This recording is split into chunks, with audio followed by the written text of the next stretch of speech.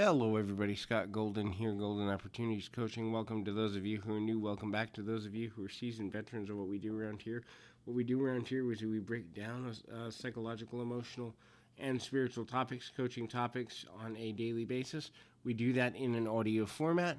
And like, subscribe, comment below if there's something we can do for you. Also, we've got over 270 audios available for your listening pleasure. So hopefully something you like, and we can help with that.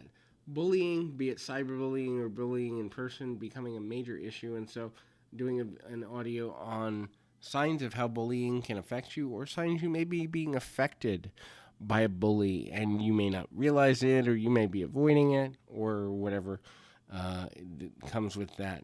And bullying can happen in all situations. You can be bullied by coworkers. You can be bullied by family members. You can be bullied in school. Obviously, that's where most people think of it. But even in social groups where it's just one group of people thinks they're more elite than another, there can be bullying there. So if you're a victim of bullying, you may experience one or more of the following emotions or emotional patterns. The first is self-isolation. If you're avoiding social contact because you don't want the consequences of potentially running into or against another person or group of people, then at some level you feel or have been bullied. Social isolation, maybe if you've had a bad experience or you've had a disagreement, is different than a pattern of isolation caused by the fear that you will run into certain people or have to have the same conversation multiple times or have to deal with the same types of things and conversations and confrontations on more than one occasion. If you're fearing any sort of reprisal for something you've said before and isolate because of that, that's another example of being victimized in a bullying way. The next is self-esteem. If your self-esteem and view of yourself takes a shot, if you constantly are replaying quite a bit of past conversations in your head and trying to figure out where you went wrong or what's wrong with you, how you don't fit in, or if you feel like maybe it's best you don't make friends or get close to people because it just ends badly and you are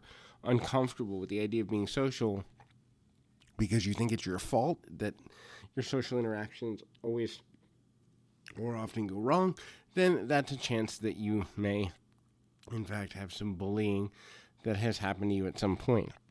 The next is fear. Fear of social interaction, fear of the unknown, fear of not knowing what's going to happen next to you socially, fear of losing friends if you don't change your behavior, fear of losing friends if you don't change your opinions.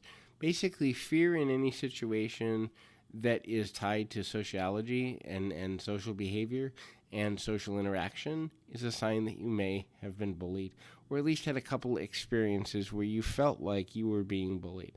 And this is the thing. Brain chemistry can change in 1, 2, or 3 experiences of dealing with a bully. And a lot of people don't realize that they think bullying has to be an everyday thing in order to be damaging, and that's not true. 1, 2, 3 traumatizing experiences, especially on a person who's impressionable or who actually didn't see it coming and they're blindsided, can in fact have a lasting impact for years, sometimes decades, on people that have been victimized by bullies. Are you making changes to be accepted by a friend group or a group of potential bullies?